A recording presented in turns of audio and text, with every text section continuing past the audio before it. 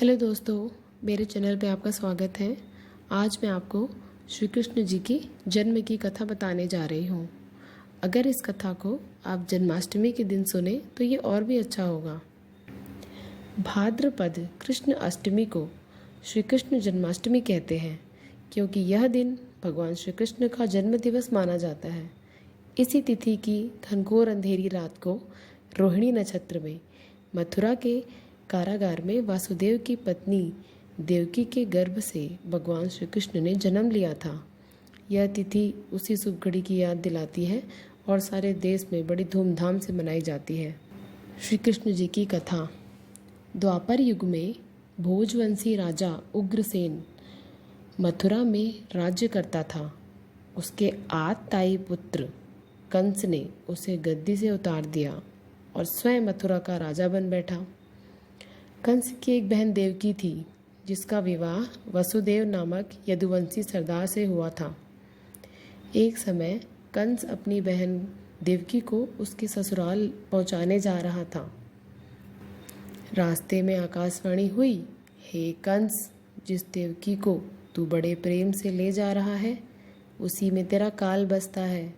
इसी के गर्भ से उत्पन्न 8वां बालक तेरा वध करेगा। यह सुनकर कंस वासुदेव को मारने के लिए उद्यत हुआ। तब देवकी ने उससे विनयपूर्वक कहा, मेरे गर्भ से जो संतान होगी उसे मैं तुम्हारे सामने ला दूंगी।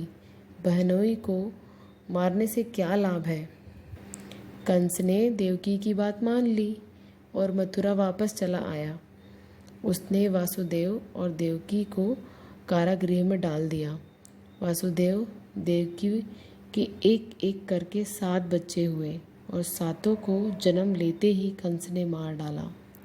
अब 8वां बच्चा होने वाला था। कारागार में उन पर कड़े पहरे बैठा दिए गए थे। उसी समय नंद की पत्नी यशोदा को भी बच्चा होने वाला था। उन्होंने वासुदेव देवकी के दुखी जीवन को देख 8वें बच्चे की रक्षा का उपाय रचा। जिस समय वासुदेव देवकी को पुत्र पैदा हुआ, उसी समय संयोग से यशोदा के गर्भ से एक कन्या का जन्म हुआ, जो और कुछ नहीं सिर्फ माया थी। जिस कोठरी में देवकी वासुदेव कैद थे, उसमें अचानक प्रकाश हुआ और उनके सामने शंख, चक्र, गदा, पद्य धारण किए चतुर्भुज भगवान प्रकट हुए। दोनों भगवान के चरणों में गिर पड़े।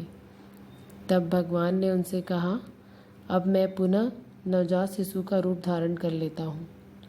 तुम मुझे इसी समय अपने मित्र नंद जी के घर वृंदावन भेज जाओ और उनके यहाँ जो कन्या जन्मी है उसे लाकर कंस के हवाले कर दो।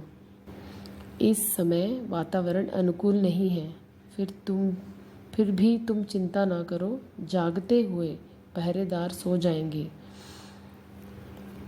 कारागृह के फाटक अपने आप खुल जाएंगे और उफनती अथाह यमुना तुमको पार जाने का मार्ग दे देगी।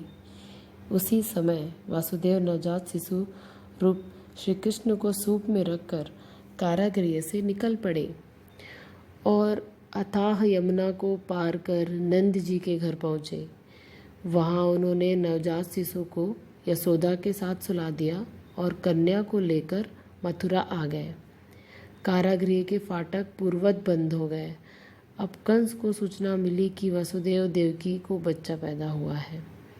उसने बंदी गृह में जाकर देवकी के हाथ से नवजात कन्या को छीनकर पृथ्वी पर पटक देना चाहा, परंतु वह कन्या आकाश में उड़ गई और वहाँ से कहा, अरे मूर्ख, मुझे मारने से क्या होगा। तुझे मारने वाला तो वृंदावन में जा पहुँचा है। वह जल्द ही तुझे तेरे पापों का दंड देगा। यह है कृष्ण जी की जन्म की कथा। धन्यवाद।